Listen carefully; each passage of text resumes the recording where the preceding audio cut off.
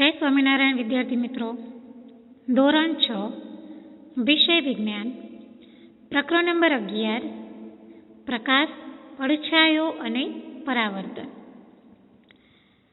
મિત્રો, આ પ્રકરણમાં આપણે પ્રકાશ વિશે માહિતી મેળવી કે પ્રકાશ કઈ રીતે આપણને પ્રાપ્ત થાય છે. સૌથી મોટો પ્રકાશનો સ્ત્રોત તો કે સૂર્ય.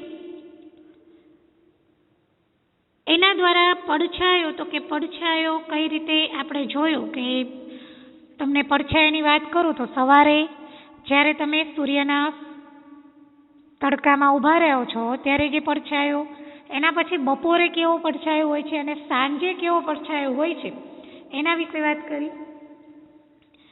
આગળ વાત કરીએ મિત્રો તો કે પરાવર્તન, કઈ રીતે પરાવર્તન પામે છે કિરણ. તો આપણે જોયું કે ભાઈ ટોર્ચની મદદથી જ્યારે તમે કોઈ અરીસામાં ટોર્ચ રાખો છો તો એનું પરાવર્તન બીજી દિશામાં થાય છે. અને તમને એક સિમ્પલ વસ્તુ કહો કે તમે કોઈ ઘડિયાળ પહેરી હોય છે, ઘણીવાર તમે પડછાયા પાડો છો કાચની મદદથી, તો જ્યાં તમે કાચ ઘડિયાળ પહેરી હોય ત્યાં તમે આમ સૂર્યનું કિરણ રાખો તો શું સીધું સામે જાય છે?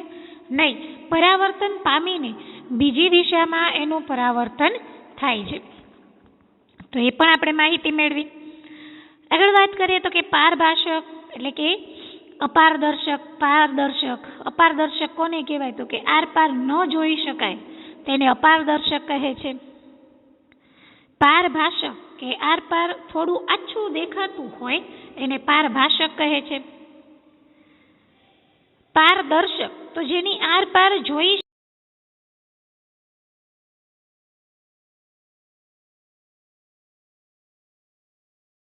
પદાર્થો જેવા કે સૂર્ય, ચંદ્ર, બલ્બ વગેરે પણ આપણે સમજ્યા, પરંતુ કયો સૌથી વધારે પ્રકાશિત પદાર્થ છે? તો સૂર્ય અને બલ્બ છે એ પ્રકાશિત પદાર્થ છે, જ્યારે ચંદ્ર છે એ સૂર્ય જોડેથી એટલે કે સૂર્ય પાસેથી પ્રકાશ લે છે. આગળ વાત કરીએ મિત્રો તો કે લેન્સની વાત કરીએ. અંતર્ગોળ અરીસો કોને કહેવાય, બહિર્ગોળ અરીસો કોને કહેવાય, વક્ર અરીસો કોને કહેવાય, તેમજ જ્યોત એટલે કે મીણબત્તીની જ્યોત વિશે સમજ્યા, સપાટી, ચમકતી સપાટી વગેરે વિશે માહિતી મેળવી, વર્તુળ, લંબચોરસ, આ તમામ માહિતી આપણે પ્રકાશ, પડછાયો અને પરાવર્તનમાંથી મેળવી. હવે દરેક મિત્રો મારી સાથે સ્વાધ્યાય પોથી ઓપન કરશે અને આજે વિકલ્પ અને ખાલી જગ્યા કરાવું છું એ તમારે મારી સાથે જ લખવાનું રહેશે. પહેલું છે, નીચેના પ્રશ્નોના ઉત્તર માટે આપેલા વિકલ્પમાંથી સાચો વિકલ્પ પસંદ કરી તેની બાજુમાં આપેલ વર્તુળને પેનથી પૂર્ણ ઘટ્ટ કરો. તો પહેલું છે, નીચેનામાંથી કયો પ્રકાશિત પદાર્થ છે? નીચેનામાંથી કયો પ્રકાશિત પદાર્થ છે? તો આપણે વાત કરી કે ભાઈ સૂર્ય, ચંદ્ર, બલ્બ કે એ અને સી બંને. તો ચંદ્ર છે એ પોતે પ્રકાશિત નથી, સૂર્ય પાસેથી પ્રકાશ લે છે. જ્યારે સૂર્ય પોતે પ્રકાશિત છે, બલ્બ એટલે આપણે પ્રકાશિત કરીએ છીએ પરંતુ એ પ્રકાશિત થાય છે. તો એમાં જવાબ આવશે એ અને સી બંને. આગળ છે, નીચેનામાંથી કયો અપ્રકાશિત પદાર્થ નથી? નીચેનામાંથી કયો અપ્રકાશિત પદાર્થ નથી? ગ્રહો, ચંદ્ર,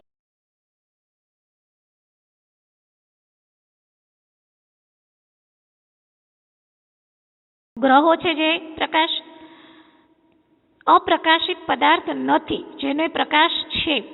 તો ગ્રહો તો અપ્રકાશિત છે, ચંદ્ર અપ્રકાશિત છે, વૃક્ષો પણ અપ્રકાશિત કે જેનો કોઈ પ્રકાશ જ નથી.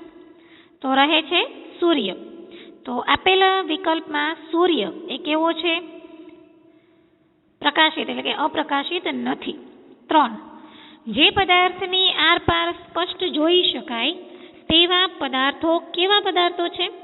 જે પદાર્થની આરપાર સ્પષ્ટ જોઈ શકાય તેવા પદાર્થો કેવા પદાર્થો છે? તો જે પદાર્થની આરપાર સ્પષ્ટ જોઈ શકાય તેવા પદાર્થને કેવો પદાર્થ કહેવામાં આવે છે? પારદર્શક પદાર્થ કહેવામાં આવે છે. 4, કયા પદાર્થની આરપાર સ્પષ્ટ જોઈ શકાતું નથી? એવો કયો પદાર્થ છે કે જેની આરપાર સ્પષ્ટ જોઈ શકાતું નથી? પ્રકાશિત, પારભાષક, અપ્રકાશિત કે પારદર્શક? તો એવો કયો પદાર્થ છે કે જેની આરપાર સ્પષ્ટ નથી જોવાતું? તો પારભાષક. કયો પદાર્થ છે મિત્રો? પારભાષક. કે ભાઈ પારભાષક પદાર્થ છે જેની આરપાર આપણે સ્પષ્ટ જોઈ શકતા નથી.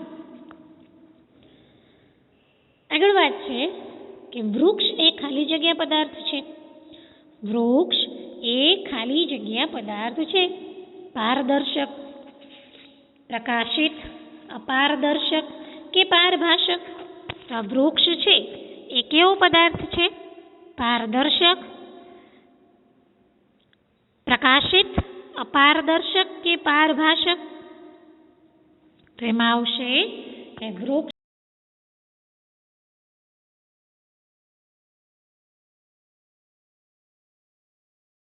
જોઈ શકતા નથી. તો એ કેવો પદાર્થ છે મિત્રો? અપારદર્શક. 6 નંબર છે ખાલી જગ્યા પદાર્થની આરપાર, ખાલી જગ્યા પદાર્થની આરપાર બિલકુલ જોઈ શકાતો નથી.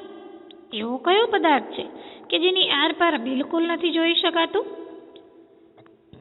તો આપણે વ્યાખ્યા દ્વારા પણ સમજીએ કે એવો કયો પદાર્થ છે કે જેની આરપાર જોઈ શકાતું નથી? અપારદર્શક, પારદર્શક, પારભાષક કે અપ્રકાશિત? તો એવો કયો પદાર્થ છે કે જેની આરપાર આપણે બિલકુલ જોઈ શકતા નથી? તો એમાં આવશે અપારદર્શક. કયો પદાર્થ છે? અપારદર્શક. આગળ વાત કરીએ. જમીન પર જોવા મળતો ઘેરો ભાગ શેના લીધે હોય છે? જમીન પર જોવા મળતો ઘેરો ભાગ શેના લીધે હોય છે? તો મિત્રો આપણે વાત કરી કે જ્યારે તમે તડકામાં ઊભા રહો છો ત્યારે તમારો પડછાયો પડે છે, અને આ પડછાયો છે ઘેરા કલરનો, ઘેરા ભાગ હોય છે. કોઈ પણ વૃક્ષ છે, કોઈ ઘર છે, કોઈ પણનો પડછાયો તમે જમીન ઉપર જોતા હશો. શું બધાનો અલગ અલગ કલરનો પડછાયો હોય છે?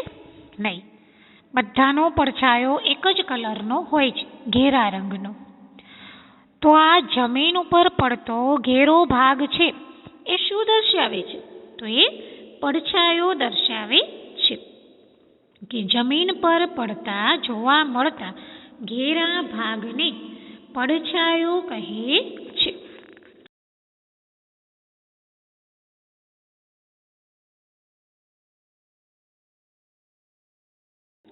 પડછાયાનું કદ કયા સમયે સૌથી ટૂંકું હોય છે? પડછાયાનું કદ કયા સમયે સૌથી ટૂંકું હોય છે?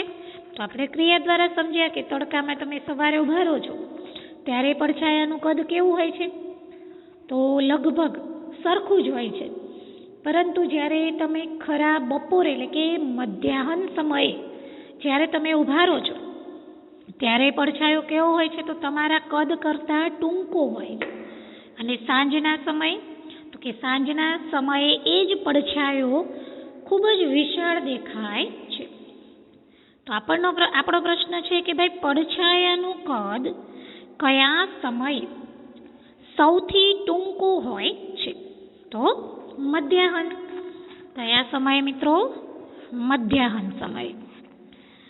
9 નંબર છે અરીસામાં શેનાથી સ્પષ્ટ પ્રતિબિંબ મળે છે?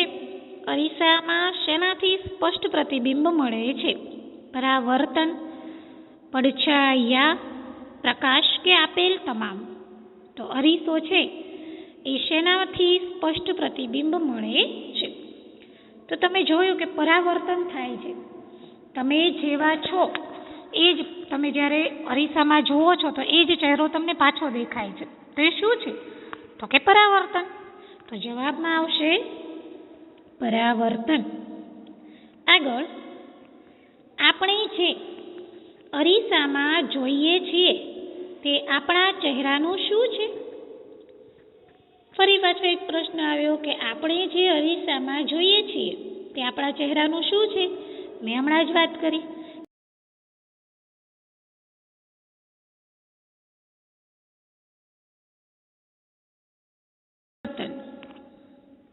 તો એમાં પણ આવશે પરાવર્તન. હવે વાત કરીએ મિત્રો ખાલી જગ્યાની. તો પહેલી ખાલી જગ્યા છે કે ભાઈ નીચેની ખાલી જગ્યાઓ પૂરો.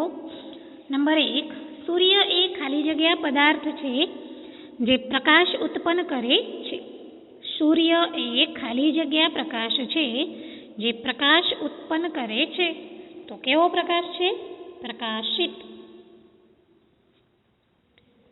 તો સૂર્ય એ પ્રકાશિત પદાર્થ છે જે પ્રકાશ ઉત્પન્ન કરે છે. 2, જે પદાર્થની આરપાર સ્પષ્ટ જોઈ શકાય તે ખાલી જગ્યા પદાર્થ છે. જે પદાર્થની આરપાર સ્પષ્ટ જોઈ શકાય તે ખાલી જગ્યા પદાર્થ છે. તો એની આરપાર તમે જોઈ શકો તો એવા પદાર્થને શું કહેવાય છે? તો પારદર્શક. કેવો પદાર્થ છે? પારદર્શક પદાર્થ છે. 3, ખાલી જગ્યા પદાર્થની આરપાર જરા પણ જોઈ શકાતું નથી. તો આપણે વ્યાખ્યા દ્વારા સમજ્યા કે કયો એવો પદાર્થ છે મિત્રો કે જેની આરપાર આપણે જોઈ શકતા નથી. તો 3 પદાર્થના પ્રકાર જોયા કે પારદર્શક, અપારદર્શક અને પારભાષક. તો અપારદર્શક પદાર્થ એવો પદાર્થ છે, અપારદર્શક એટલે કે એની આગળ પાછળ કાંઈ જોઈ શકાતું નથી. તો આપણી ખાલી જગ્યા છે કે ભાઈ ખાલી જગ્યાની આરપાર જરા પણ જોઈ શકાતું નથી. તો એમાં આવશે અપાર.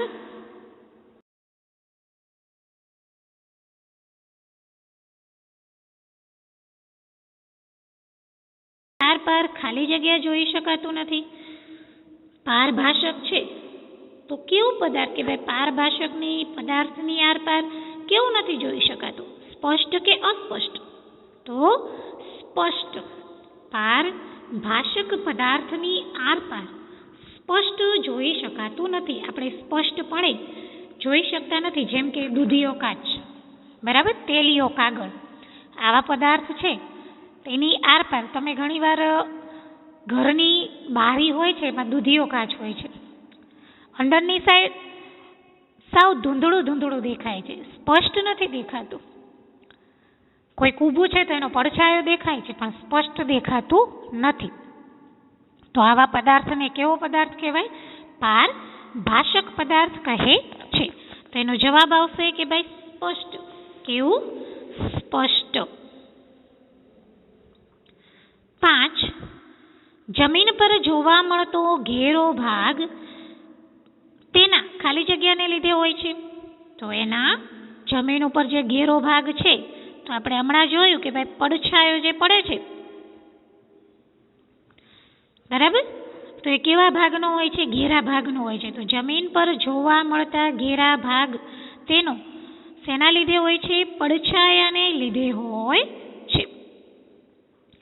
આગળ વાત કરીએ. ખાલી જગ્યા આપણને પદાર્થના આકાર વિશે કેટલીક માહિતી આપે છે. ખાલી જગ્યા આપણને પદાર્થના આકાર વિશે કેટલીક માહિતી આપે છે. તો પડછાયો છે એ આપણને ઘણીવાર તમે જોતા હશો કે ભાઈ પડછાયાના આધારે આપણે નક્કી કરી શકીએ છીએ કે ભાઈ આ પદાર્થ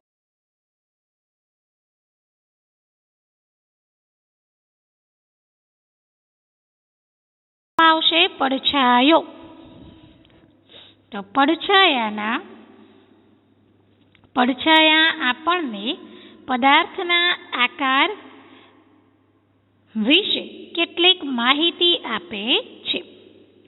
7 નંબર છે સમય સૂર્યપ્રકાશ. ખાલી જગ્યા સમયે સૂર્યપ્રકાશથી રચાતા પડછાયાનું કદ ટૂંકું હોય છે. કેવા સમયે? હમણાં જ વાત કરી તો કે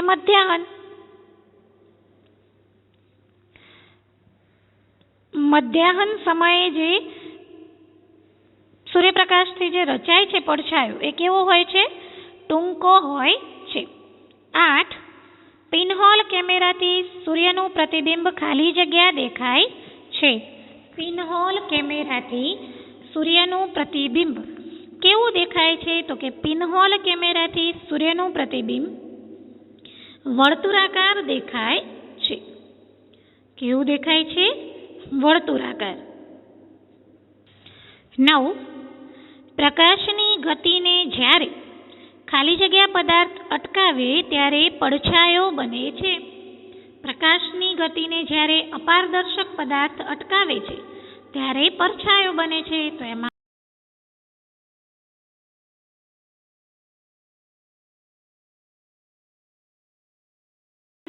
ની પ્રક્રિયાથી સ્પષ્ટ પ્રતિબિંબ રચાય છે તો પરાવર્તન. પરાવર્તનની પ્રક્રિયાથી સ્પષ્ટ પ્રતિબિંબ રચાય છે. મિત્રો, આજે કરાવેલ કાર્ય તમારે મારી સાથે જ પૂર્ણ કરવાનું રહેશે. જય સ્વામિનારાયણ.